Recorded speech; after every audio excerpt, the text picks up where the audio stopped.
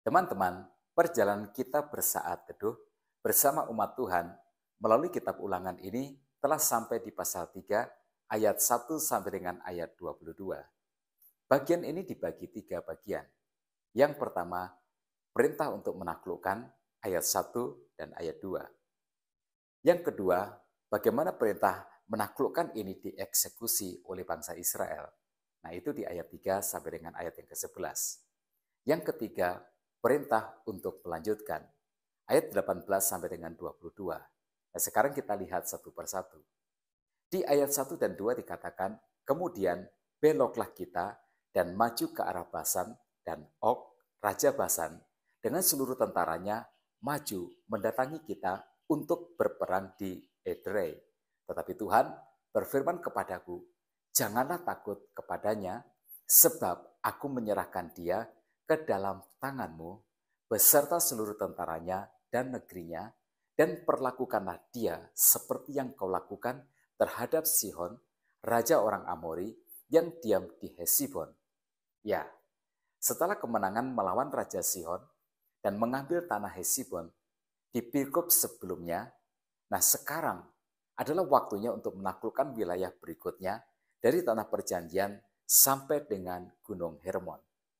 Wilayah ini dikuasai oleh Raja Og, yaitu Raja Basan. Og adalah seorang yang berukuran raksasa, tingginya 2,5 meter. Nah itu sebabnya Tuhan berfirman, jangan takut. Sebab Tuhan sudah menyerahkan Raja Og dan seluruh tentaranya ke dalam tangan bangsa Israel. Peperangan ini memang tidak akan terhindarkan. Nah ide rakyat Amori yang di wilayah Basan yang menjadikan Og sebagai raja memang brilian, tetapi seperti di dalam nas kita, ukuran tidak menentukan kemenangan. Kemenangan ditentukan oleh Tuhan, dan Tuhan sudah menentukan Israel pemenangnya. Pelajaran yang kita peroleh adalah keyakinan. Sebelum kita melangkah, kita harus yakin bahwa yang kita lakukan sudah sesuai dengan kehendak dan rencana Tuhan. Kita juga harus yakin bahwa kita akan menang. Jika kita memiliki keyakinan yang seperti ini, maka kita sudah memiliki 50% kemenangan. Jadi yang terpenting adalah keyakinan akan Tuhan. Di luar itu, semua keyakinan kita berasal dari kesombongan. Dan kesombongan akan membawa kepada kehancuran.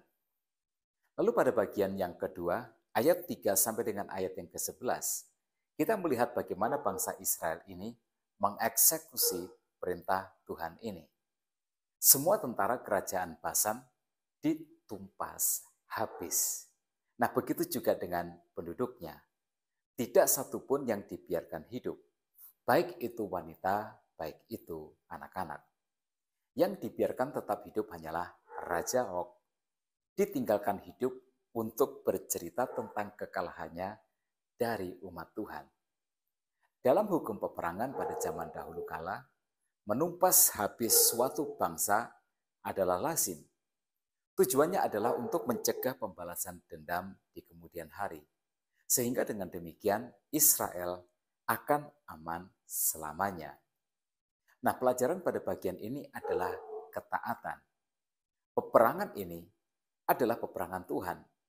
Umat Israel memang yang mengayunkan pedang dan yang mengangkat tombak. Tetapi Tuhanlah yang menentukan kemenangan. Israel tidak boleh salah mengira bahwa merekalah yang hebat, maka kompensasinya adalah ketaatan. Taat kepada Tuhan adalah kunci dari kemenangan. Dan taat kepada Tuhan adalah kunci langgengnya kemenangan yang dimiliki oleh umat Tuhan. Jika para motivator selalu mensugesti para kliennya bahwa mereka adalah makhluk yang terhebat, supaya mereka memiliki keyakinan diri untuk berjuang sampai kepada titik penghabisan, maka Alkitab mengajarkan Tuhanlah yang hebat. Maka milikilah keyakinan untuk berjuang sampai mendapatkan apa yang Tuhan sediakan. Lalu pada bagian yang ketiga, ayat 18 sampai dengan 22, Israel mendapatkan perintah lagi untuk melanjutkan peperangan sampai keadaan benar-benar menjadi aman. Dan sampai semua tanah yang dijanjikan Tuhan telah mereka dapatkan. Di ayat yang ke-20 dikatakan, sampai Tuhan mengaruniakan keamanan kepada saudara-saudaramu seperti kepadamu. Dan mereka pun memiliki negeri yang diberikan Tuhan Allahmu kepada mereka di seberang sungai Yordan.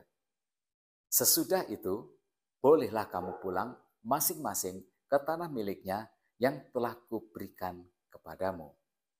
Pelajarannya adalah kita tidak boleh cepat berpuas diri dan kita tidak boleh menjadi egois yang hanya memikirkan diri sendiri. Umat Tuhan harus selalu seia sekata, senasib, sepenanggungan. Nah, perintah ini diberikan kepada Bani Ruben dan juga Bani Manasye yang telah mendapatkan tanah terlebih dahulu di sebelah timur Sungai Yordan. Mereka harus membantu saudara-saudaranya untuk mendapatkan seluruh tanah di sebelah barat Sungai Yordan. Seia sekata, senasib sepenanggungan harus menjadi nilai hidup yang dijunjung tinggi. Tuhan memberkati umatnya yang menjaga kesatuan hati. Tetap semangat dalam kehidupan. Tuhan Yesus memberkati kita semua.